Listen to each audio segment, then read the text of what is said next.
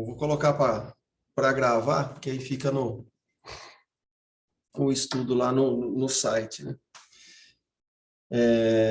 Vamos agradecer a Deus a oportunidade do estudo, que as lições, que as inspirações, que essa reunião fraterna possa se fazer presente, que a espiritualidade amiga da casa nos intua, nos envolva, e que as nossas melhores energias possam também envolver, amenizando os corações de tantos aqueles que estão sofrendo nesse momento. Que o teu amor, Senhor, envolva todos nós. Muita paz. Bom, boa noite a todos. Qualquer coisa, é estudo, hein? Não é estudo. Então, estudo participativo. Clica o botãozinho aí, não tem, qualquer hora, qualquer momento, né, Ravaz? Não tem crise. Semana que vem, nós já vamos começar a fazer misto lá da Unenlar. Então, quem puder e quiser, né, estaremos lá fazendo da Unenlar e também no computador. Ok? Nós encerramos. Eu estou colocando a transparência aqui, porque às vezes tem um livro, né?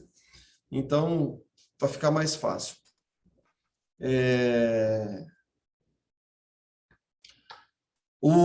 Nós acabamos o capítulo 2, nós vamos entrar no capítulo 3, o bem e o mal, aonde vai ter os itens fonte do bem e do mal, o instinto e a inteligência, destruição dos seres vivos um pelo outro. Como a gente já tem feito, né?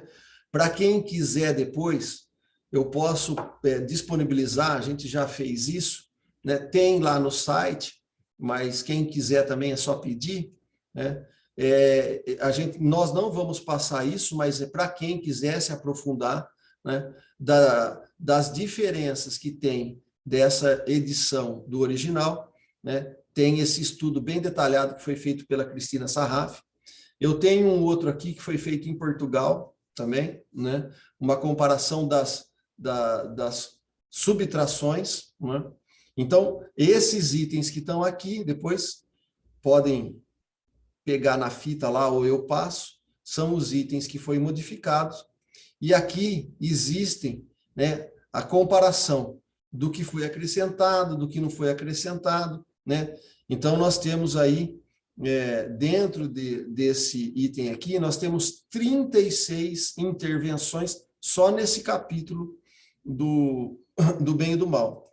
E aí, quem quiser pode se interessar, tá aprofundando e comparando para depois cada um faz o discernimento do que é mais coerente, do que gostaria de adotar, né? Aí fica a livre escolha, o livre exame, né?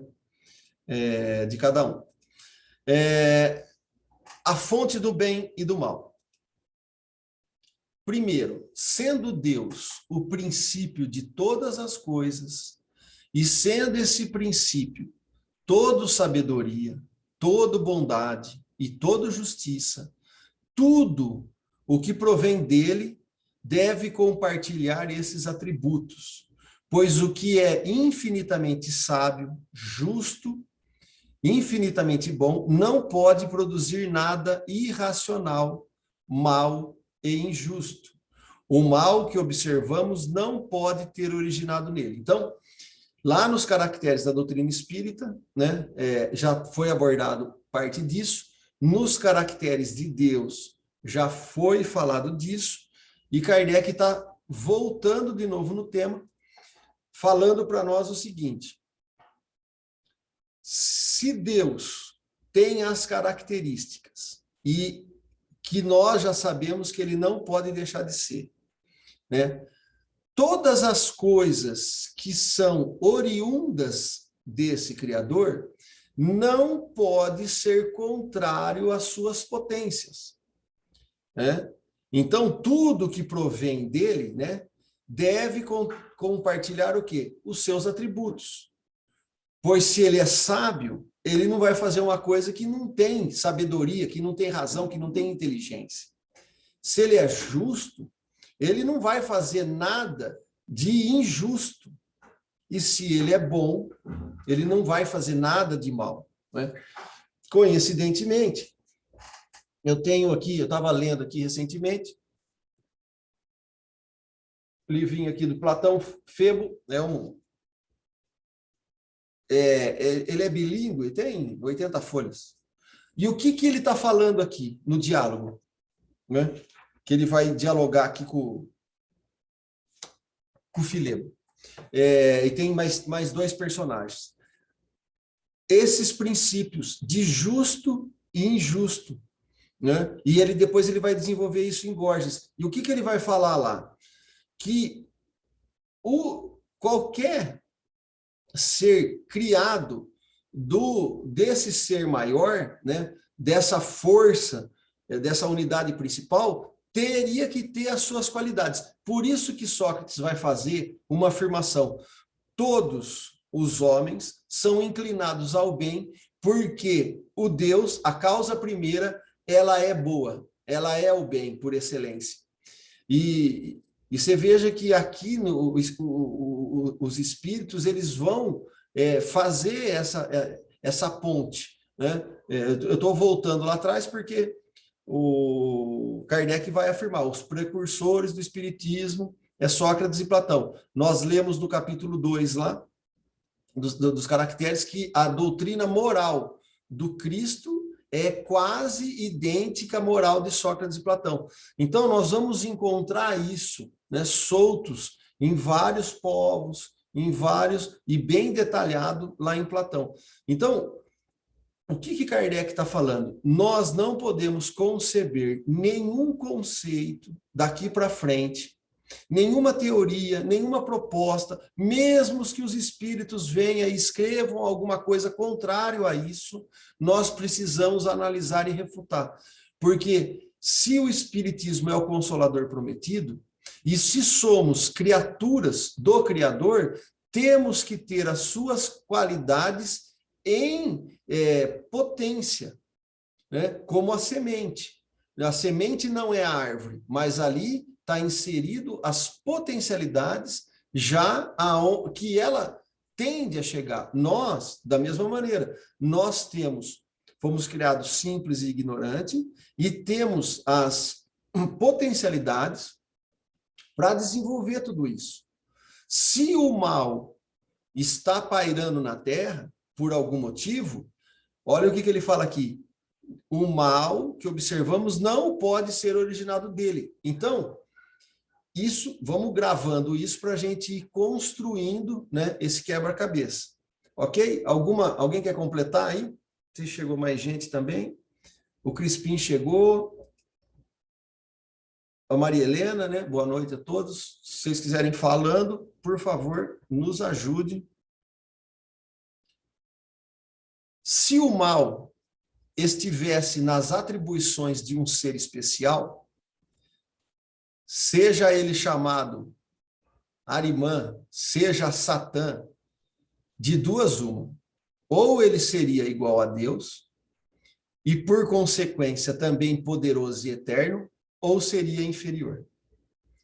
No primeiro caso, haveria duas potências rivais, lutando sem cessar, cada uma procurando desfazer o que o outro estava fazendo, opondo-se, forças antagônicas, né? Opondo-se mutuamente. Essa hipótese é inconciliável com a harmonia que se revela na ordem do universo. No segundo caso, sendo inferior a Deus, esse ser estaria subordinado a quem? A Deus. Não podendo ser eterno, como ele, sem ser seu igual, só poderia ter sido criado por Deus. Se foi criado, só poderia ter sido por esse Deus. Nesse caso, Deus teria criado o espírito do mal, o que seria a negação da sua infinita bondade. Então, aqui, Kardec está ressignificando os conceitos dogmáticos, né, da mitologia antiga, né, de quase que de toda a base materialista, aonde vai pôr duas forças governando o homem no planeta. Uma, a figura desse diabo, né, o nome que nós quisermos dar, e a outra Deus, e os dois disputando o nosso agrado, a nossa atenção e assim por diante. O que Kardec está falando? Olha, isso não é correto, né? Porque se isso fosse verdade, isso seria a negação da infinita bondade.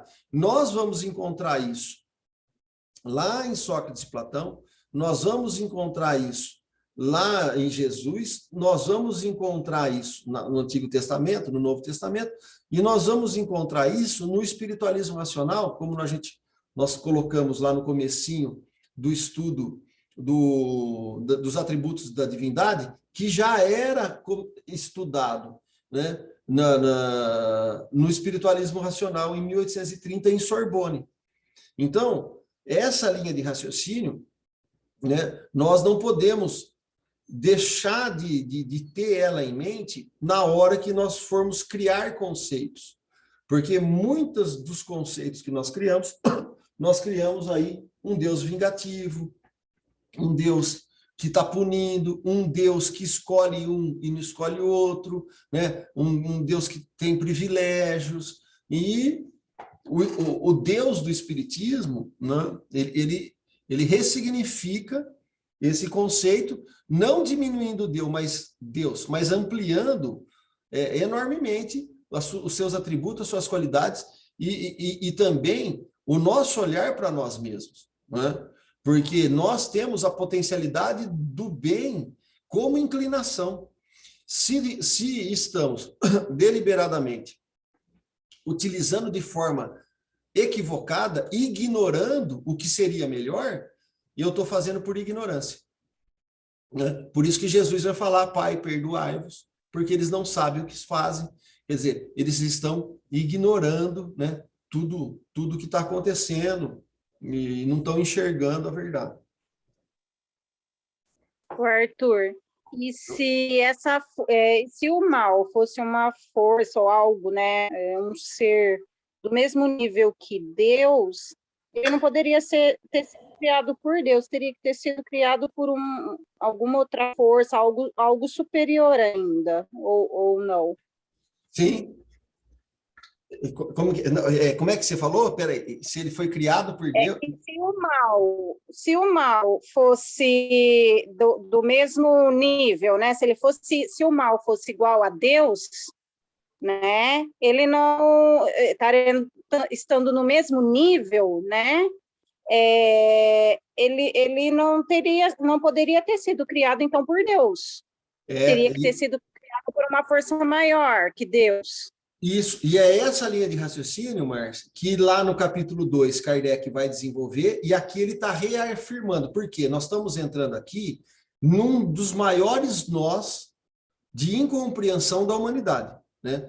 Que é o uso do livre-arbítrio no sentido da consciência dos atos que estamos fazendo, escolhendo entre o bem e o mal, né? Não só na matéria, né? Porque na matéria, todos nós aqui que temos profissões, ou que tivemos profissões, né? Ou que estamos trabalhando, ou que já trabalharam, não importa, quando a gente vai fazendo isso, nós procuramos a excelência, né?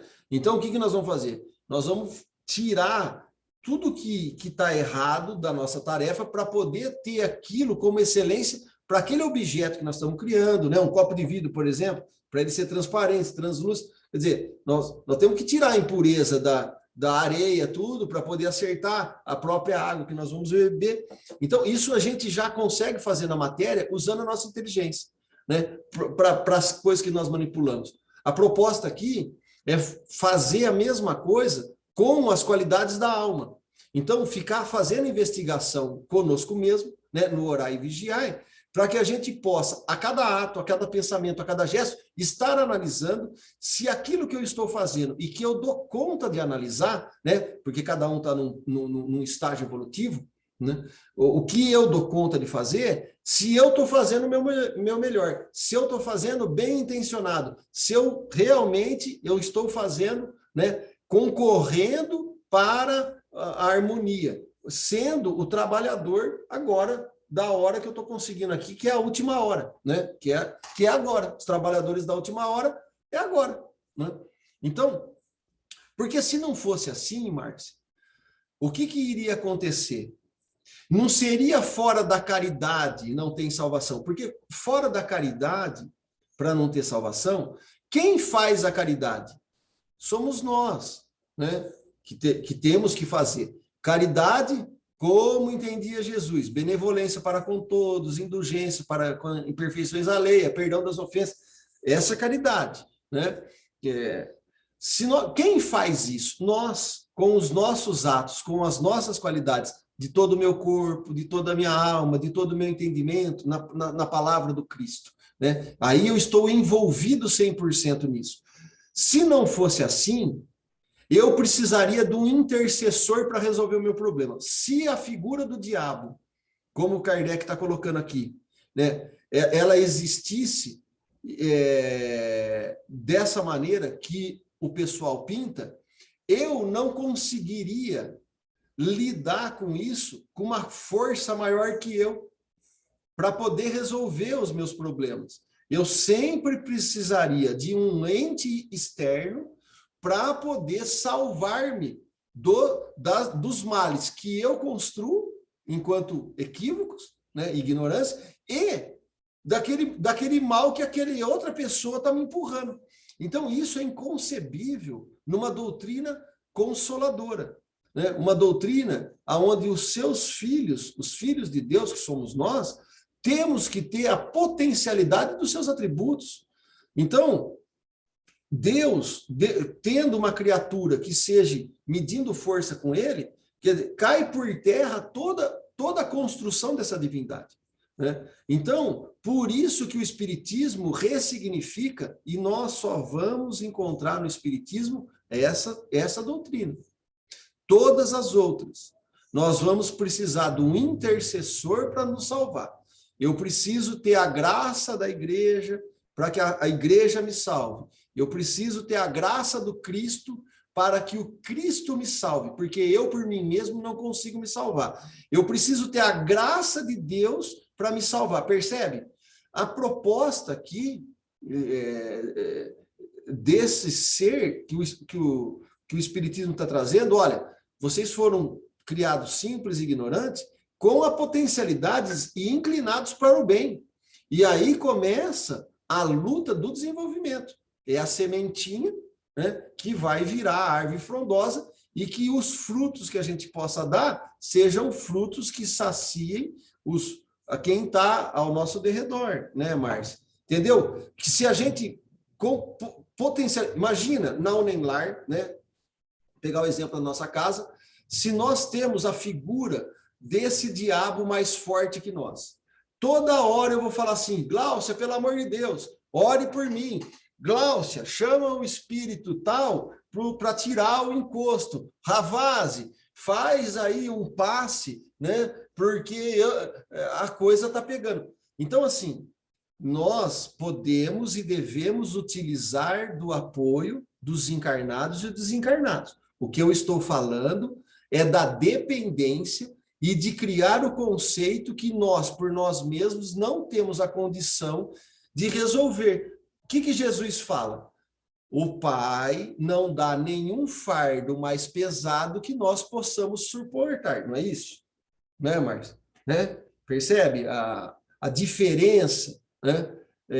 De segurança, porque você tem o apoio do anjo da guarda, você tem o apoio da espiritualidade amiga, né? E você tem o teu apoio. Então, isso são forças que somam por bem. Agora, se a gente destrói tudo isso na mente e fala assim, qualquer obsessor pode me empurrar para o abismo e para o suicídio, eu vou viver uma neurose. E isso é ruim, né? Então, nós temos que ir analisando e olhando e tentando compreender. Cada um tem que saber aonde o sapato aperta, né? E sermos prudentes. Se eu tenho problema com o alcoolismo, não adianta, eu sou forte, eu vou lá no meio da bebedeira e vou me envolver lá com o pessoal que vai me encantar e vai fazer eu beber de novo. Quer dizer, aí eu sei que eu tenho uma fraqueza. Então eu preciso trabalhar ela, né? Ou se for da droga, ou se for do açúcar, ou se for da mentira, sei lá, qualquer coisa, né? Então, isso é prudência, vigilância. Agora, eu tenho que entender que junto com Deus, né? Se eu estou junto com Deus, quem está contra mim? Né? Então, esse tipo de raciocínio que a espiritualidade está trazendo para que a gente possa irmos sustentando a nossa fidelidade, né? A nossa fé de certeza, né? De tudo isso. A fé raciocinada é aquela que enfrenta, né, todas as situações em toda a época da humanidade, frente a frente. Então, isso não quer dizer ser imprudente, ser insano, né? Sair. Se eu sei das leis da gravidade, eu não vou pular do segundo andar achando que eu vou voar, né? Então, também, né, Márcia? Deu para entender, não? Deu para entender, sim. Obrigada. Vamos ajudando aí. E também, se eu falar alguma coisa aqui que não é bem assim, né, Lorival? Puxa a orelha aí. Que nós estamos estudando, né? Eu tô tentando ser o facilitador aqui. Então, conforme a certa doutrina, né? Olha, ele vai analisar aqui. Conforme certa doutrina, o espírito do mal, criado bom, teria se tornado mal, e Deus, para puni-lo, teria o condenado a permanecer eternamente mal, dando-lhe a missão de seduzir os homens para lhe induzir ao mal. Ora, podendo uma única queda, né, custar-lhes os mais cruéis castigos pela eternidade, sem esperança de perdão, nisso não haveria só uma falta de bondade, porém uma crueldade premeditada, porque para tornar a sedução mais fácil e melhor, ocultar a armadilha. Então, Satã estaria autorizado a se transformar em anjo de luz e a simular as obras próprias de Deus, até o ponto de enganar. Essa teoria que Kardec está colocando é uma teoria vigente até hoje. Olha, o diabo é muito astuto, o diabo é mais inteligente que o nosso. Se nós quisermos digladiar, né, fazer um embate com o diabo no raciocínio, nós estamos fadados a perder, porque o diabo é muito mais inteligente, ele tem muito mais qualidades, né, intelectuais, de habilidades de astúcia, de mentira, de engano, de sedução, do que nós aqui, meros mortais.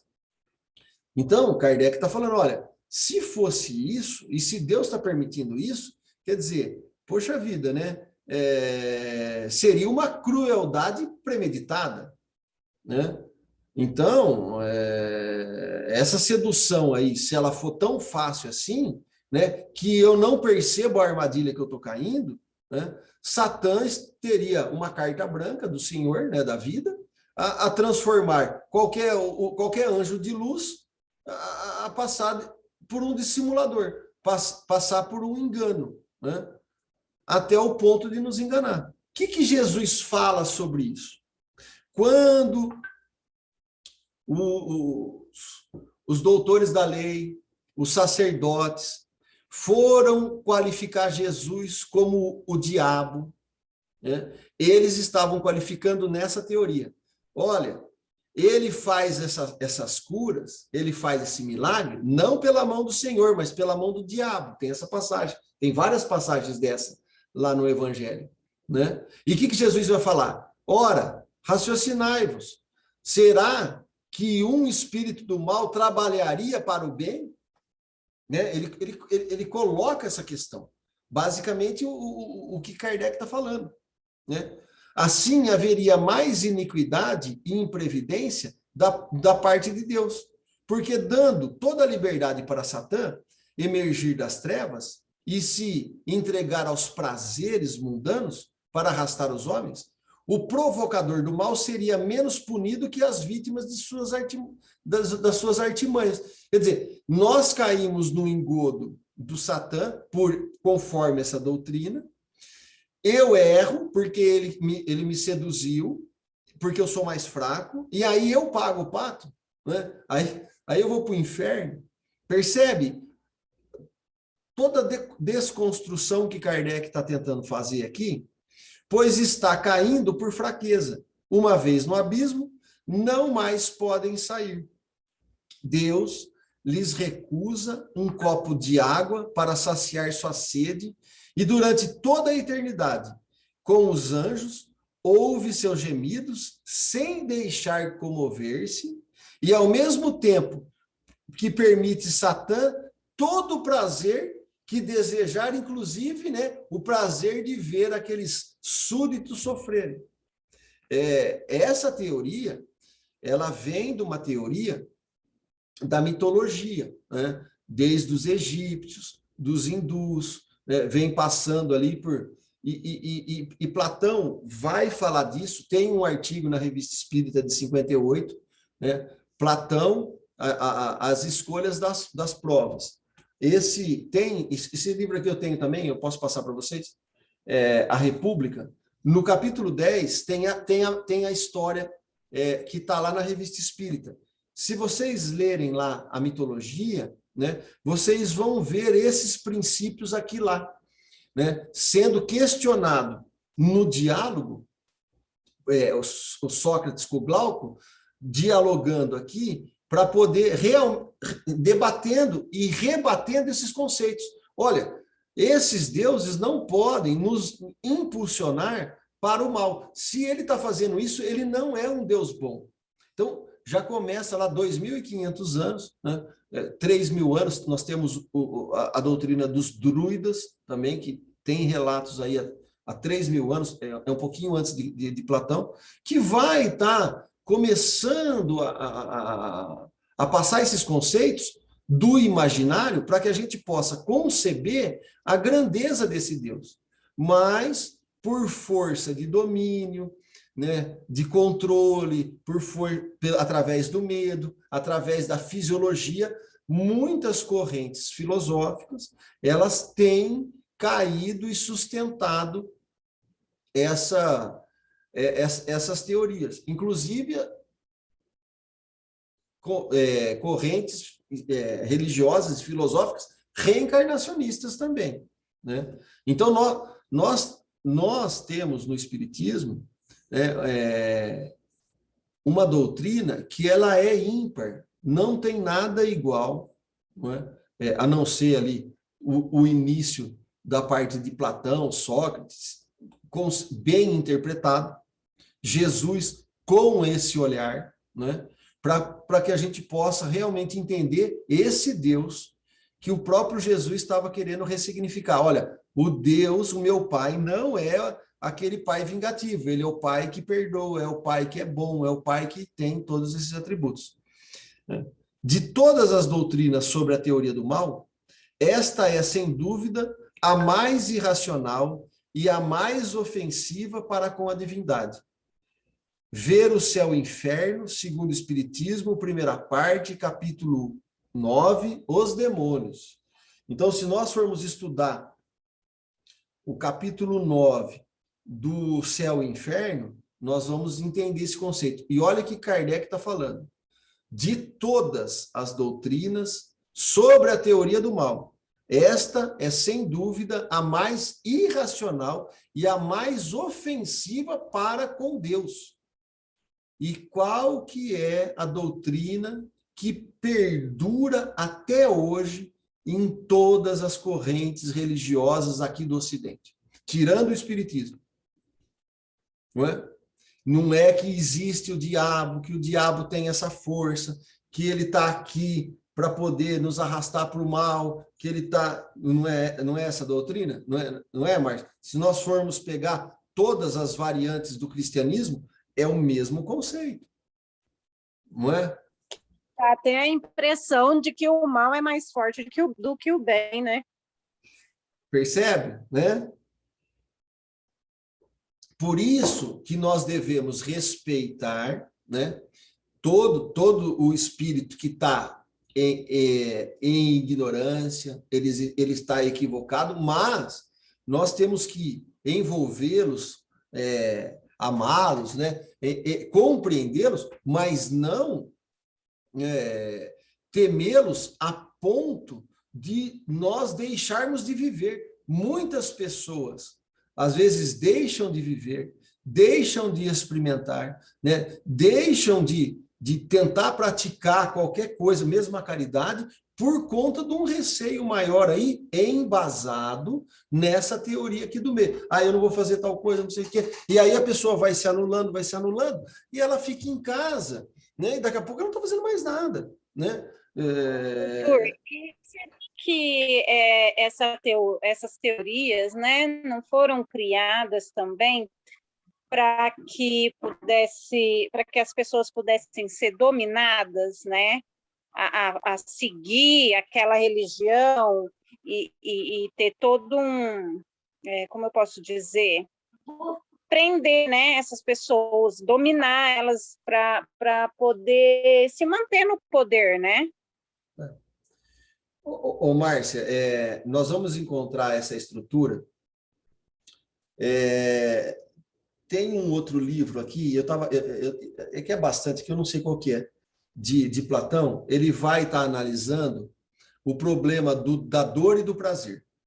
E ele vai chegar nessa conclusão. Aqueles que fazem toda a estruturação, né, de controle do ser humano em dor e prazer, eles vão estar tentando enganar. Ele vai usar, inclusive, a palavra o encantamento, através dos prazeres e das dores, como metodologia de controle. E a única coisa que iria libertar seria as qualidades da alma. Então, quando Sócrates vai tomar a cicuta, ele vai falar disso. Saiu todas as mulheres, né? Ficou os amigos dele, ele estava lá na hora derradeira, e ele foi tomar a cicuta e os amigos começaram a chorar. Ele falou assim, olha, nós tiramos as mulheres para não ter lamentação. Agora, vocês estão chorando por quê?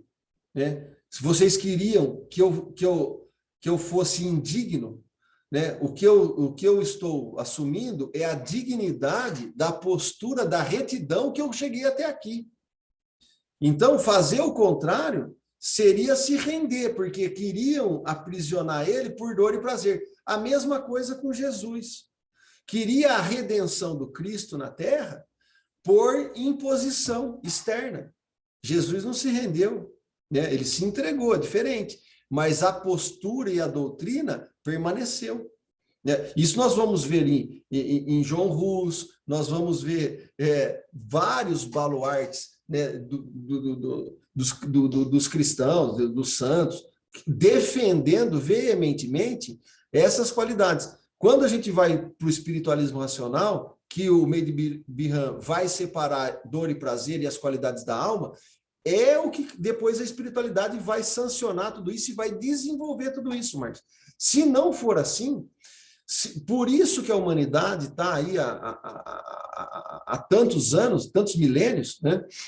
Mas se a gente pegar aí desde há 3.000 anos, por exemplo, né? Tentando sair da escravidão. E o que é sair do Egito? O que é sair do Egito, começando por Moisés, se não sair da escravidão, dos gozos e dos excessos materiais? Porque quando eles estão lá no deserto, muitos se rebelam. Fala que eu não quero esse maná do céu, eu quero voltar para o Egito. Lá no Egito tinha bebida, lá no Egito tinha orgia, lá no Egito tinha os prazeres, eu quero os prazeres.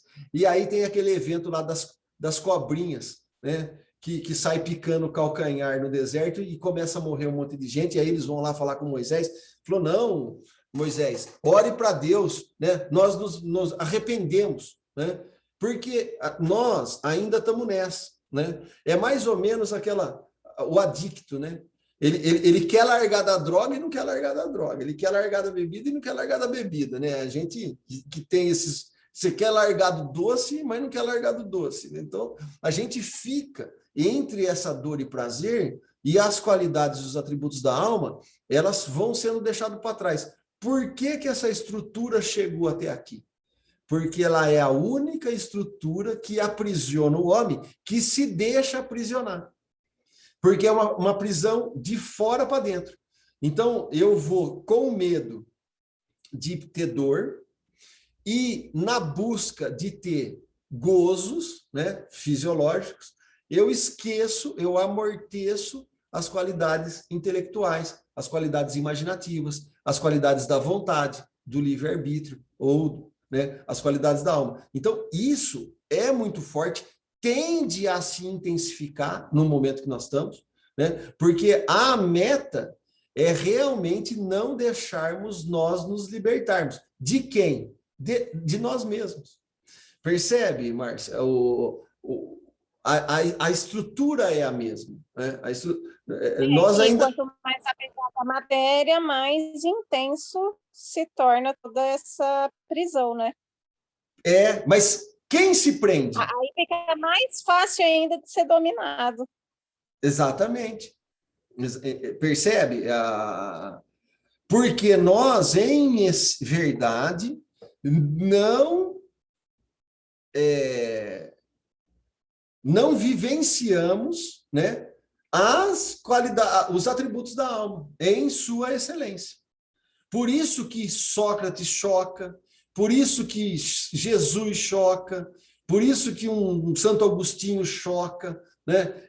Uma Madre Teresa de Calcutá, um Chico Xavier choca, né? É o desinteresse. Então, é o transitar no planeta para o bem, para o belo, né? Para a harmonia, desinteressado, né? Amando a Deus sobre todas as coisas e ao próximo a nós mesmos. Não dá para fazer isso se nós estamos aqui achando que tem alguém controlando tudo, as coisas, principalmente para me arrastar para o mal.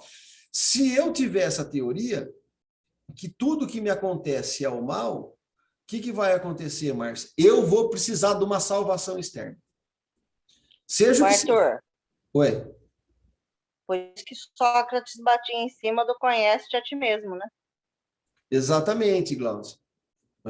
Exatamente. Porque esse conhecer... A minha responsabilidade dos meus atos para jogar em cima, né, de outra coisa, de outra pessoa, de outra coisa, tipo assim, eu cometi isso, mas a culpa não é minha. É tão forte isso, Márcio, né? Leiam lá, é uma mitologia, né? Então, agora nós conseguimos voltar na obra lá de Sócrates e Platão, lá na Revista Espírita, de 58, Kardec coloca lá, as escolhas da prova, né? Lá em Platão. E depois nós vamos ter as escolhas da prova lá na doutrina espírita. Né? Se você ditar lá a escolha das provas, nós vamos ter lá no Livro dos Espíritos, um capítulo inteirinho, as escolhas da prova, né? Da encarnação. O que ele está fazendo? Ele está voltando. Então, o que acontece? Quando a gente está escolhendo as provas lá, que Platão está falando, é até gozado, porque ele vai falar assim, o Armênio Er lá, né? Ele tem um... Ele morre, mas ele não morre, né? Ele tem a incumbência de voltar para contar para os vivos como que era do outro lado. Então, tem todo um cenário, vários filmes já relataram essa mitologia de Platão, que tem lá a balança, fica em fila, tem a figura lá o que vai medir se você vai para o inferno, se você sobe para o céu, e depois na reencarnação, eles estão escolhendo uma prova. E é interessante que quando a pessoa escolhe uma prova da tirania, por exemplo, aí, quando ele analisa e vê a burrada que ele fez, ele não culpa a si mesmo, ele vai culpar os deuses, ele vai culpar a tirania, ele vai culpar o sistema, mas ele não culpa a si mesmo. Então, é isso que a Glaucia estava falando. O conhecer-se a ti mesmo é nós começarmos a analisar, né, o que em nós Nós já damos conta de identificar o erro, mas tem que ser sincero. Não podemos mentir. É uma autorreflexão. O Erastus fala lá no Evangelho segundo o Espiritismo, capítulo 1. Analise a obra das Confissões de Santo Agostinho, porque aí vai ter uma mensagem de Santo Agostinho. Olha, eu consegui chegar até aqui, porque ao deitar eu passava em revistas as situações do dia, e ao acordar, né, eu pedia força e ia em encontro para ir ajustando aquilo que eu já enxergava como uma coisa que me incomodou. Então, qual que é a régua? A régua somos nós. As leis divinas estão na nossa consciência. Então, conhecer-se a ti mesmo é analisar. Puxa, eu estou com uma inclinação. Essa inclinação aqui está me arrastando para poder brigar com meu pai. Então, eu vou tomar uma decisão do que eu vou fazer a partir daí. E aí é que começa, né, todo o jogo de conhecer, porque se nós vamos nos analisando, nós vamos conhecendo e vamos tendo domínio sobre nós mesmos e entendendo que mesmo que um obsessor venha aqui assoprar que vai beber, Arthur, vai usar droga, Arthur, vai bater no teu irmão, né, xinga o Ravazzi, né, briga com o Lorival, sei lá, qualquer coisa desse sentido, eu vou tomar a decisão de se fazer ou não fazer. Né? E isso que é bonito, porque o controle para o espiritismo, o controle das ações, a oração, a ação da hora, ela é nossa. Ela é nossa. Se caso eu construir por vários e vários anos ou várias e várias vidas um processo obsessivo, a responsabilidade ela é minha e eu tenho condição, pedindo ajuda, pedindo apoio, me amparando, dialogando, vencer isso. Né? E isso é bonito. E aí, isso é consolador. Isso é a doutrina do Cristo. Não essa coisa aqui. Por esse conceito 3 é muito importante. Todas as vezes que nós vamos fazer uma varredura no nosso planeta aqui, principalmente onde nós estamos aqui no Ocidente, é essa teoria que está incutida. É isso aqui que, quando não é um ser maligno, eles põem alguma coisa material para se transformar na figura do diabo, para vir com uma solução material para nos salvar. Porque percebe que a estrutura é sempre a mesma, né? Fora da igreja não tem salvação, fora do Estado não tem salvação, fora do Islã não tem salvação, fora do Hitler não tem salvação. A estrutura é sempre a mesma, né? Embasando nesse, porque precisa ter o aprisionamento do físico, que na verdade é uma ilusão. Né? O espírito não está preso no físico. Né? Ok? Mais alguma ajuda aí? Não precisa concordar também, né? Pode. Quarto, né? Entretanto, o mal existe e possui uma causa. Ó, até agora a gente estava analisando, né? Kardec estava colocando. Ele não estava invalidando a ausência do mal. Não podemos também cair naquela coisa, não, o mal também, né? O mal não existe, né? É tudo bondade. Ó, entretanto, o mal existe e possui uma causa. Há várias classes de mal. Em primeiro lugar, há o mal físico e o mal moral.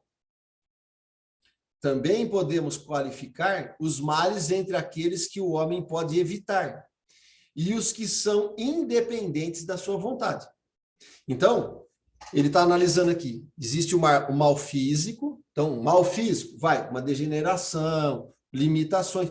Todo mundo aqui vai passar por mal físico, né? Desculpa ser duro, mas nós vamos morrer, fisicamente falando. Muitas vezes a pessoa fala assim, a partir de Kardec não pode falar mais morte, tem que falar desencarne.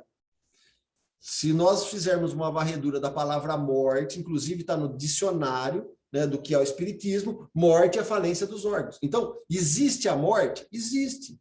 É a morte física. né? E o desencarne? Também, né? Então, são duas coisas. Então, nós temos o mal físico? Temos. Nós estamos desgastando o físico. Então, o físico vai sofrer aí algumas consequências. Nós temos o mal moral, né? E também podemos qualificar os males entre aqueles que podemos evitar e os que não podemos evitar. Tem uns que estão na minha alçada, na minha competência e no meu âmbito de envergadura, né? de influência. Mas tem outros que não. Esses últimos, que são independentes da nossa vontade, é preciso incluir os flagelos naturais. Então, os flagelos naturais, aos olhos fisiológicos, é um mal, né? É um mal porque traz limitações, traz dificuldade, vai trazer dissabores. Então, podemos qualificar isso como um mal? Ok, Kardec está separando aqui. O homem, cujas faculdades são limitadas, não pode compreender todos, nem abranger o conjunto dos desígnios do Criador. Julga as coisas do ponto de vista de sua personalidade, dos interesses e das convenções artificiais que criou para si mesmo, não pertencentes à ordem da natureza. Então, eu não tenho a capacidade de fazer uma estatística, eu não tenho uma inteligência desenvolvida suficiente para abarcar a grandeza das leis naturais em sua amplitude maior, né? Eu não consigo, mesmo que seja só aqui na Terra, né? Eu não tenho isso. Então, quando eu faço isso, eu compreendo parte disso. Isso é muito limitado. E eu vou analisando tudo isso no meu personalismo, nos meus interesses, nas minhas convenções que são artificiais e que eu crio para mim mesmo. E que tem que ser assim, porque faz parte do processo da evolução, né? Mas aí, a partir disso, porque eu ignoro achar que Deus é mau, que Deus está fazendo coisa para me punir, que Deus está me castigando, que Deus não sei o quê, virar karma, virar, né? Aí é outra coisa. É por isso que, em geral, lhe parece prejudicial e injusto aquilo que consideraria justo e admirável se conhecesse sua causa, seu objetivo e o resultado definitivo.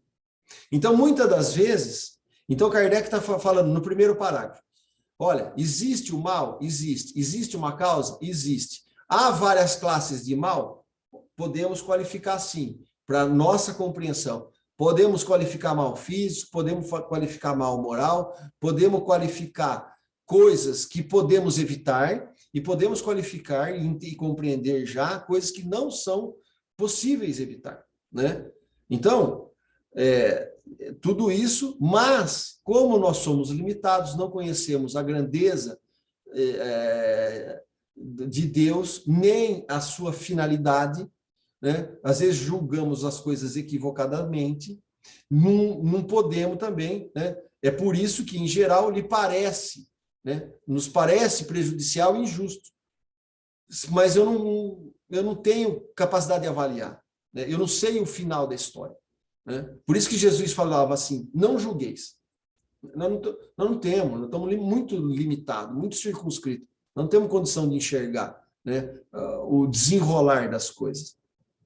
Mas nós poderíamos mudar de opinião se conseguíssemos ver, né, o objetivo, o resultado definitivo, né, a causa daquilo que aparentemente parece injusto, né, parece prejudicial. Ao investigar a razão de ser e a utilidade de cada coisa, conhecerá que tudo tem a marca da sabedoria infinita e se curvará ante a essa sabedoria, mesmo em relação às coisas não compreendidas. Esse é o exercício proposto por Sócrates, proposto por Jesus e proposto pela doutrina espírita. Partindo de que pressuposto? Dos atributos da divindade. Olha, o que eu não compreendo, eu espero. né? E não me desespero, né?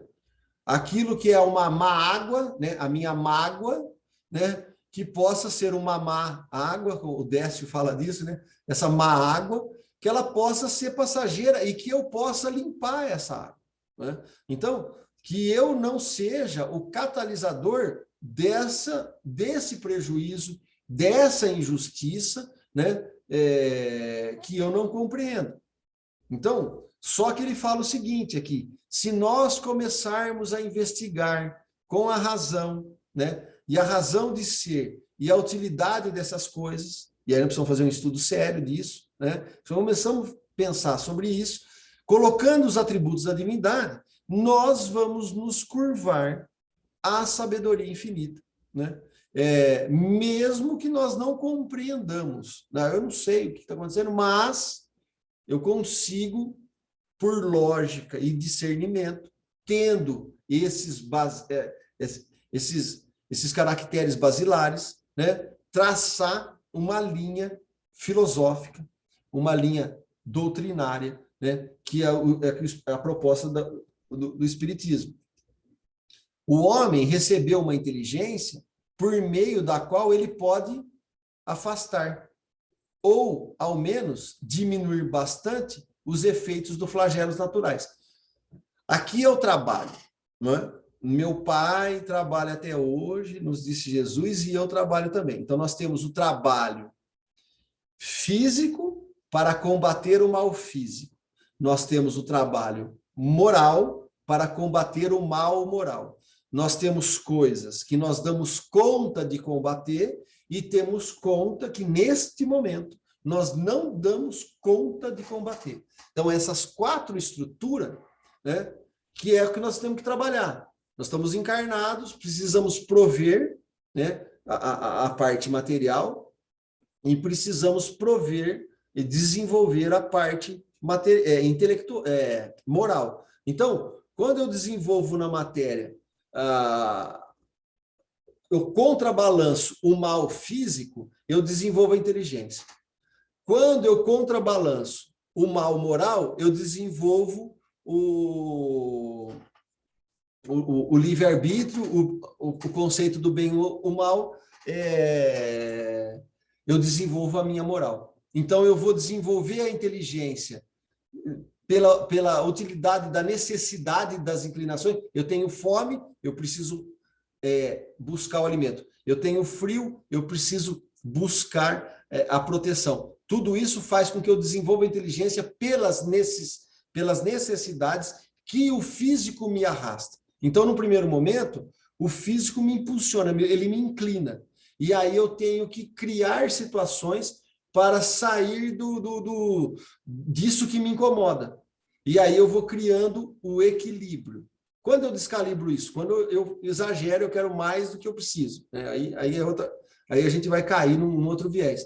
Mas se eu consigo equilibrar, eu vou calibrando o mal físico, e se eu consigo, ajustando o mal moral, eu vou calibrando. Então, eu vou desenvolvendo a asa da inteligência, eu vou saindo do simples, e vou desenvolvendo a asa da moralidade, e vou saindo da ignorância. Então, esse é o nosso trabalho, né? E aí Deus vai proporcionando as ferramentas, né? Onde o corpo é uma delas, para que o nosso espírito possa ganhar envergadura, musculatura e desenvolvimento. Então, nós podemos diminuir bastante os efeitos do flagelo naturais, né? Hoje nós já conseguimos. Nós estamos protegidos das intempéries, né? Ou está muita queimada aí para todo lado, temos aí uma janela para fechar a fumaça, né? Surge um pouco, temos uma água para limpar o quintal, não é fácil, mas é um trabalho. Então, nós temos mecanismo para ir neutralizando os problemas do mal físico. Quanto mais conhecimento adquire e avança na civilização, menos essas calamidades são desastrosas, porque nós vamos conseguindo equilibrar isso. Não que eu supere as forças da natureza, mas com a inteligência eu vou criando condição de neutralizar isso, para que isso não me incomode, né? Então, com sábia organização social, poderá até mesmo neutralizar os seus efeitos, quando não puderem ser totalmente evitadas. Dessa forma, para os mesmos flagelos que são úteis na ordem geral da natureza e para o futuro, mas que nos atacam no presente. Deus deu ao homem, com as faculdades com os quais dotou seu espírito, o meio para paralisar os seus efeitos. Então, para o mal físico, eu vou desenvolver, através do incômodo, eu vou desenvolver para paralisar esses efeitos, neutralizá-los. E para o mal moral, a mesma coisa. Então, esse, né, é a busca do equilíbrio, é a busca do desenvolvimento.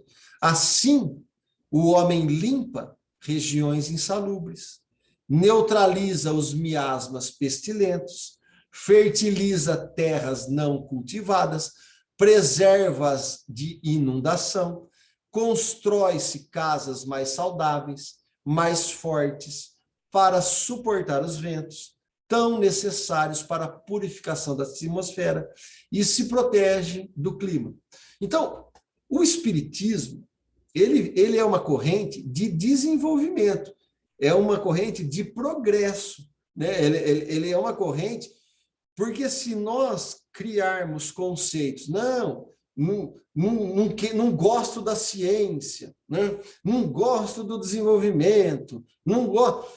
Tem uma pergunta no Livro dos Espíritos, olha, se nós voltássemos à vida tribal, né? A vida mais selvagem, a vida, né, mais nômade, o que aconteceria? Aí eles falam assim, uma resposta interessante. Aconteceria a recrudescência do egoísmo. Você vê que o desenvolvimento, o progresso, com ordem, né, ele é salutar e necessário para o nosso desenvolvimento, porque é com ele que nós vamos conseguir neutralizar isso. Agora, qual que é o problema maior? É quando os nossos interesses mesquinhos, eles falam mais alto e a gente usa de subterfúgio para desenvolver tecnologias, mas na verdade, às vezes, a gente está ali ceifando vidas, está prejudicando bastante gente. Aí, nós estamos tentando resolver o mal físico, mas não estamos olhando o mal moral. Então, a gente desequilibra.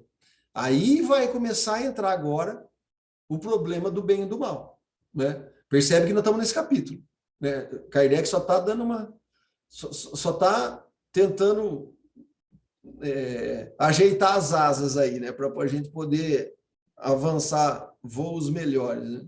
É assim, finalmente, que pouco a pouco a necessidade o fez criar as ciências, com a ajuda das quais ele melhora as condições de habitabilidade do globo e amplia o conjunto do seu bem-estar. É uma verdade?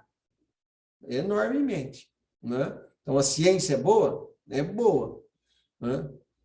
Mas,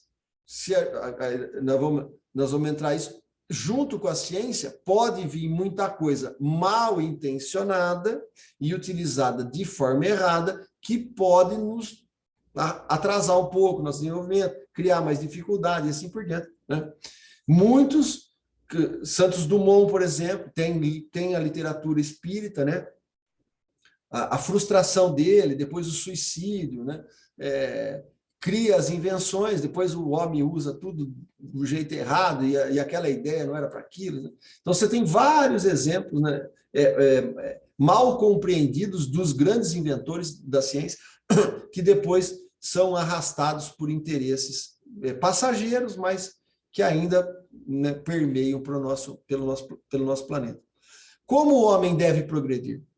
Os males aos quais está exposto constituem um incentivo para o exercício da sua inteligência e de todas as suas faculdades físicas e morais. Olha só o que Kardec está falando. O mal, os males, que males? Aqueles 4 males, né? Mal físico, mal moral, o mal que nós damos conta de neutralizar e os mal que nós não damos conta de neutralizar. Ele está qualificando. Então, como o homem deve progredir, os males, por isso dos males, né, aos quais está exposto, constitui o quê? Uma desgraça, uma punição de Deus, né, uma vingança do Criador? Não, não. constitui um incentivo para o exercício do quê? Da sua inteligência e de todas as suas faculdades fisiológicas, físicas e morais. Então, nós vamos ter a asa da inteligência, né, saindo do simples, e a asa da moralidade saindo da ignorância. Por isso que o Espírito de Verdade nos pede: espírita, amai-vos, primeiro mandamento. Né? O que é o amai-vos? Desenvolvimento moral. O resultado final do desenvolvimento moral é o amor. E instruir-vos. O que é o instruir-vos? Né? Fazer o que nós estamos fazendo aqui. Vamos dialogar, vamos debater, vamos estudar, vamos desenvolver a inteligência. Então, na instrução, a gente desenvolve inteligência. No amor, é o que vai culminar o desenvolvimento moral. E é bonito, porque a gente sai de simples e ignorante para o Espírito de Verdade, né? Amai e instruí-vos. Então, nós vamos completando, nós estamos, né? Não chegamos lá ainda, mas nós estamos no mundo de prova e expiação. Então, qual que é a orientação agora? Né? Amai-vos para conquistar isso, né, que nós vamos entendendo, e instruí-vos para poder ir melhorando aí a inteligência e, consequentemente, o desenvolvimento moral. Então, o que isso vai fazendo? Vai convidando-nos à pesquisa dos meios para evitá-los. Evitar o quê? O mal físico e o mal moral. Porque é evitá-los. Evitá-los o quê? Os males, né? Então, é os dois. Se ele nada tivesse a temer, nenhuma necessidade o levaria à busca do melhor. Ele se entorpeceria na inatividade de sua mente. Não inventaria, nem descobriria nada. A dor é o aguilhão que empurra o homem a seguir adiante no caminho do progresso. Tem uma psicografia do Chico Xavier, eu não lembro de cabeça, de Casimiro Cunha e Castro Alves, se eu não me engano, né? Onde a dor é a mola propulsora que vai impulsionar a humanidade. É bem bonito, eu vou ver se eu pego essa poesia, e ele vai falar disso. Ele está resumindo bastante isso aqui.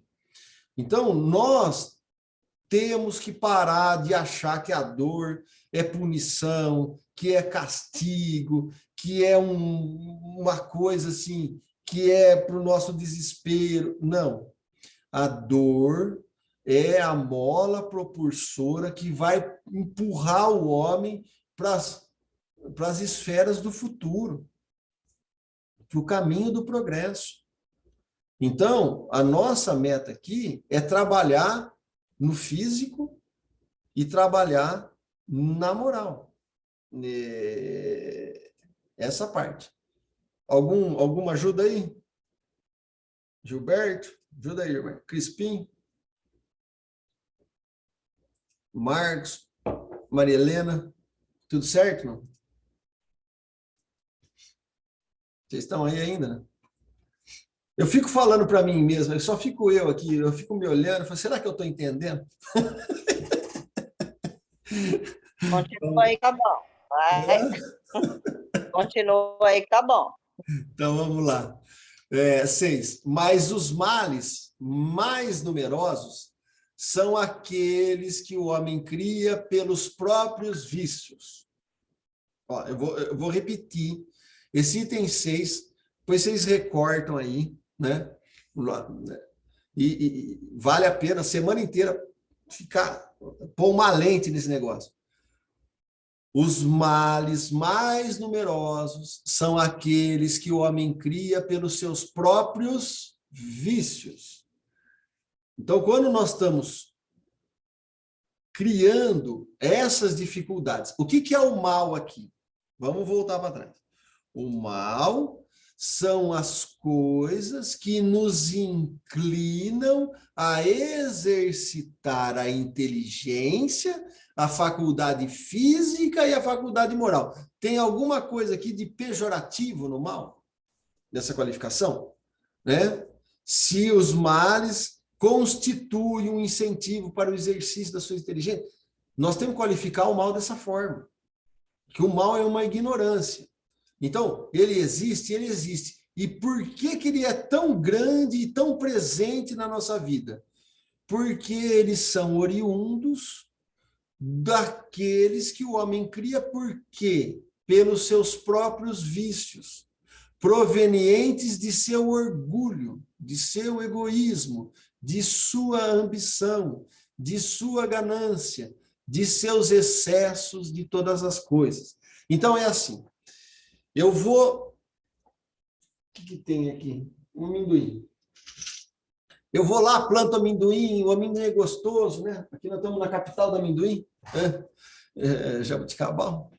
E aí o amendoim é tão bom, tão bom, tão bom, que eu pego só para mim, quero só para mim, e aí eu vou criando um monte de dificuldade, porque através da minha ganância, através do meu egoísmo, através do meu orgulho, eu não divido com ninguém, eu não passo para ninguém, todo mundo, se quiser o negócio tem que ser do meu jeito, né? Aí eu viro um tirano, um ditador, porque eu tenho um controle de um poder de troca que uma parte da população quer. Esse vício do egoísmo, porque eu poderia fazer e obter resultados, obter benefício, que é lícito, é trabalho, está tudo certo, mas de forma equilibrada. O problema aqui é o abuso de tudo isso, né? Então, quando eu descalibro isso para o vício, proveniente do orgulho, porque o que é o orgulho? O que Sócrates falava lá?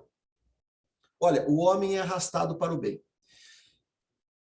A causa primeira, a causa primária, não criaria os seus descendentes sem os seus atributos. O que nós aprendemos aqui com o Espiritismo? A mesma estrutura. Olha, Deus tem as suas qualidades, não é inconcebível que a sua criatura seja diferente das potencialidades que nós sabemos que Deus não pode deixar de ter. Então, o que acontece aqui? Quando eu quero a coisa boa, né, e o bem para mim, eu estou buscando o mal ou eu estou buscando o bem para mim? Hein, Márcio? Fala aí. Né? Quando eu estou buscando o bem para mim, eu estou buscando o mal? O que vocês acham? Eu estou buscando o que eu quero. Qual que é a minha intenção primeiro? A minha intenção primeira é buscar o bem só para mim. E isso é muito bonito. Tem uma passagem de André Luiz, eu não lembro que livro que está aquilo lá, eu tenho um orientador espiritual, ele vai falar assim, olha, não vou me delongar em propostas filosóficas, mas assim, o mal, né, o bem, ele vai falar assim, ele coloca o bem primeiro. Eu não sei se era Aulus, eu não lembro qual que era. Ele falou assim, olha, não vou me alongar aqui, mas só para você entender. Ó, o bem é querer... o mal, ele vai falar, é o bem que eu quero para mim, né? E o bem é o bem que eu quero para todos. Então, de toda forma, eu estou buscando o bem para mim. Porque todo tirano, ele quer o bem, mas é só para ele, ou para a mulher dele, ou para o filho dele. É um egoísmo e um orgulho e uma vaidade. Então, você tem essas três almas, você tem esses três movimentos ali, né? Essa ambição, essa ganância, esses excessos. Então, quando eu estou buscando tudo do bem só para mim, só para minha casta, só para o meu grupinho, né? Eu estou no orgulho e no egoísmo. E aí eu estou inflamando a minha ambição, estou inflamando a minha ganância, e aí eu estou extravasando os meus excessos. O que eu vou fazer? A consequência disso é o mal que eu resulto nos outros, que eu privo de ter aquilo. Porque o bem é o bem, e o mal é o bem só para mim. Pode falar, Márcia. E às vezes, né, a gente pensa que a gente deseja o bem para os outros, mas no fundo, a gente deseja o bem desde que esse bem não nos ameace, né? Desde que, senão no fundo, né? Às vezes a Desde gente que não esse quer. bem me favoreça, né, Mar? Se virar uma ameaça, aí não, né? Se o seu bem for o meu mal, aí eu não quero. Mas volta naquilo que a Gláucia falou, né? É o conhece-te a ti mesmo. Porque se nós enxergarmos, nós temos que ter princípios para poder lidar com tudo isso. Nós precisamos conceber Deus com essa grandeza. Nós precisamos entender que nós somos uma alma encarnada e imortal, né, Lorival? Nós somos imortais. Que a matéria é passageira. Se nós não tivermos esses princípios, não dá para discutir esse tipo de coisa. Porque senão, se nós cairmos no materialismo e que a pessoa não tem nada após a matéria, é muito complicado, né? Então, então, esse ponto é muito importante. O mal é o bem que eu quero para mim. E o bem é o bem que eu quero para todos, inclusive para mim. Porque eu não posso querer o mal para mim. Olha, eu sou tão bonzinho, eu sou tão altruísta, que eu quero o mal para mim e o bem para os outros. Bom, aí não é amar a Deus sobre todas as coisas e o próximo como a mim mesmo. Eu também, o bem tem que ser para todo mundo, porque senão não é justo, né? Então, essa E coisa outra coisa, né, Arthur? Hã? Às vezes eu tô falando por O mim, cachorro né? quer participar, Às então. vezes, a minha cachorra não para, gente, desculpa. Mas às vezes você vê assim algo bom acontecendo com uma pessoa assim que às vezes não tem algumas atitudes que a gente coloca como correta, né? E a gente fala, poxa vida, né? Não merecia estar tendo esse benefício, né? Tá recebendo algo de bom, né? Então, estou falando por mim, porque às vezes eu me pego pensando, depois eu falo, ai, Márcia, que bem, né? Esse não é o teu papel, né? Não é assim que eu deveria pensar, mas às vezes eu me pego pensando, né? Às vezes eu falo assim, nossa, essa pessoa ela faz tanto mal, e como que ela consegue ter certas coisas melhores, oportunidades, né? A vida, né? Ter uma vida mais fácil, assim, materialmente falando, né? Do que outras pessoas que às vezes a gente julga merecer mais, né? Mas aí, Márcia, é uma falta de entendimento nosso e é uma discussão que eu acho que Platão estava tendo, não sei que livro que é, acho que não deve estar aqui, está lá embaixo. Ele vai falar exatamente disso. Mas por quê? Por nossa ignorância de não compreender, porque aquele que tem a facilidade no mundo, que está usando da injustiça, o que é a injustiça? Né? Ele está usando do orgulho, do egoísmo, da ambição, da ganância, dos excessos, todas as coisas, em prol de si mesmo. E o Gorgias vai falar assim para Platão, fala, olha, o livro chama Gorgias, ele vai falar assim, o mal, é melhor eu impor uma injustiça do que eu sofrer uma injustiça. E o Sócrates fala assim, não. Aí ele vai discorrer todo um diálogo para poder explicar que essa visão ela é equivocada. Então, essa visão, mas que achar que a pessoa ali tem mais facilidade é um engano nosso. Porque ela não tem, porque se ela está conquistando isso de forma orgulhosa, egoísta, ambiciosa e por ganância, embora ela possa aparentar mais facilidade, ter mais prazer e ter mais gozo, ela, em verdade, ela é infeliz. Porque como ela desarmoniza o processo, ela, na estrutura das qualidades da alma, ela passa a ser infeliz porque ela não conseguiu atingir o objetivo final.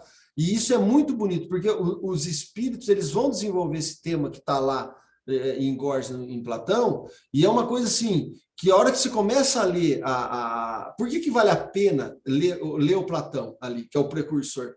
Porque os diálogos, eles são do cotidiano, eles são da realidade prática, né? Que os espíritos vão trazer isso.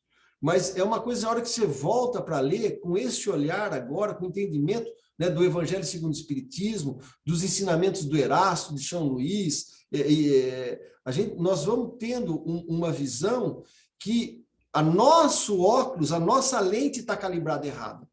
Então, quando eu ajusto a visão, eu vou ver que aquela pessoa que está tendo facilidade agora, ela é infeliz. Porque ela está utilizando de uma injustiça para obter privilégios. E privilégios dentro de inclinações de poder, de prazer, de coisas materiais. E se esquecendo porque, olha, vamos lembrar Kardec, nós temos as dores físicas e nós temos as dores morais. Não adianta eu resolver a dor física e esquecer da moral. Porque a felicidade, Márcia, né, e a infelicidade, que é uma confusão que a gente faz, ela não está na resolução do físico. As dores físicas, elas trazem facilidade, elas trazem conforto, elas trazem ali prazer fisiológico e nos foge da dor. Mas a infelicidade não tem nada a ver com isso. Então, se eu obtiver 100% do equilíbrio dos males físicos em detrimento dos males morais, eu sou infeliz. E o que Sócrates vai falar? É muito lindo. Ele fala assim, dá para ser feliz aqui na Terra? Dá, se eu conseguir até ser assim. Ó. Eu posso ter mais privação material, eu posso ter menos equilíbrio fisiológico, posso ter defeito. Mas se eu tiver coerência de alma, eu sou mais feliz. Olha que bonito. Né? E aí, é isso aqui. Então, quando a gente olha o outro, que está cometendo a injustiça que nós enxergamos, mas ele está tendo um benefício físico, nós precisamos orar por ele, porque ele está sofrendo, ele está infeliz. Por fora, ele pode externar alguma coisa, né, que a plástica possa resolver, mas por dentro, ele não consegue, nós não conseguimos.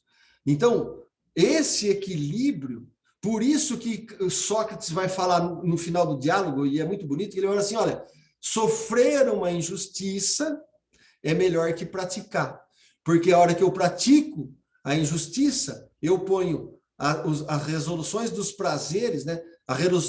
Eu resolvo o mal físico, mas eu não resolvo o mal moral. Quando eu sofro uma injustiça, e às vezes eu tenho uma limitação física, eu não resolvi o mal físico, mas eu tenho um mal moral reajustado, equilibrado. Então, muitas vezes a gente olha para uma pessoa que aparentemente tem uma limitação, estava conversando isso com a Glaucia, né? Um síndrome de Down, por exemplo, e a gente tem a pretensão de achar que aquela criatura é um coitadinho, olha, Deus não olhou para ele, nossa, que coisa, e a gente vai tudo no esquema do diabo aí, um Deus vingativo. E nós não estamos vendo isso. Às vezes ele escolheu essa prova.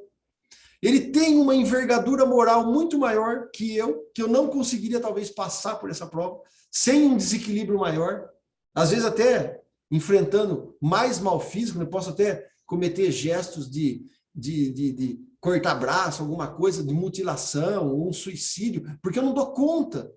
Agora, a pessoa escolheu essa prova, né? Ela não está ali com expurgo, que tem que pagar, sabe esse conceito? Às vezes ele está ali para ajustar o equilíbrio moral. Então ele tem uma limitação física, o mal físico está ali, mas o que ele está almejando nessa vida? Qualidades morais. A gente não enxerga. Né? Por isso que Jesus fala, não dá para julgar. Alguém aqui enxerga a alma? Né? Mesmo um vidente, ele pode ver, mas pode... ele vê o perispírito, né? E ainda pode ser plasmado, pode ser moldado, né? Então, Então, isso é muito bonito. Então, o Espiritismo, ele vem reorganizar esses conceitos para que a gente pare e pense comece a analisar a nós mesmos, e o que nos compete? Fazer o bem, pelo bem, para mim e para o outro. Né? Eu não posso me tirar da equação, não dá. Porque o bem ele tem que ser geral. Né? Então, eu tenho que trabalhar para a harmonia do universo. Se eu vou trabalhar na lavoura do Cristo, o cara que trabalha na lavoura, ele não é beneficiado? É beneficiado. Então, essas coisas aqui, né, eu acho assim, fundamental para a gente começar a entender o Espiritismo. Porque senão a gente derrapa, nós vamos derrapando na curva. Então, os males mais numerosos são quais? São o que o homem cria pelos seus próprios vícios, que são provenientes do seu orgulho, egoísmo, de sua ambição, de sua ganância, de seu excesso, que na verdade não era um mal, mas era um bem só para um grupinho e que acaba gerando uma consequência negativa para ele mesmo, né? Porque ele vai ser infeliz com certeza. Né? Ele pode até resolver momentaneamente alguns desajustes do mal físico, que lhe incomoda, e que é lícito ele buscar, né? Porque é lícito a todos buscar o equilíbrio do mal físico, está aqui, né? Mas eu não posso abusar disso. Então, essa é a causa das guerras, né, e calamidades que causam desavenças, injustiças, opressão, do fraco pelo forte e, finalmente, a maioria das doenças. Deus estabeleceu leis cheias de sabedoria, cujo objetivo é o bem. As leis divinas só têm um objetivo e são sábias por natureza. O objetivo é o bem. O homem encontra em si mesmo tudo o que é necessário para segui-la. Nós temos em nós mesmos as referências para seguir essas leis. Que lei? A lei do bem, não é do mal, a lei do bem. Seu caminho é traçado por sua consciência. E a lei divina está gravada em seu coração. Além do mais, Deus o recorda constantemente por seus messias e profetas, por todos os espíritos encarnados que receberam missões de esclarecer, moralizar e contribuir para seu aperfeiçoamento, assim como nesses últimos tempos, pela multidão de espíritos desencarnados que se manifestam por todos os lados. Se os homens se conformarem rigorosamente com as leis divinas, não há dúvida de que evitariam os males mais graves, vivendo felizes na terra. Se não o faz, é em virtude do seu livre-arbítrio e deve aceitar as consequências. Se desarranjamos, se nos fazemos um enrolo, né, um emaranhado da nossa trama da vida, é em virtude de uma qualidade que nós não podemos abrir mão: o nosso livre-arbítrio, o nosso pensar e os nossos atributos da alma, mesmo que eu esteja agindo momentaneamente de forma egoísta, de forma ambiciosa, de forma de ganância, eu vou sair dessa ignorância e vou alcançar a grandiosidade dos tempos chegados, que é enxergar o desenvolvimento moral e começar a praticar no desenvolvimento e do conhecer-se a si mesmo. Isso é um trabalho individual, interno, que devemos contar com amigos, né, como vocês, para a gente poder dialogar na hora das dores, nas horas que o sapato aperta, pedir um arrego, orar para a espiritualidade, para o nosso anjo da guarda, para os mentores das casas. Aqui tem várias casas que nós estamos estudando em conjunto, e aproveitar tudo isso para o nosso desenvolvimento, nas duas vertentes. Ok? Eu vou parar a gravação aqui.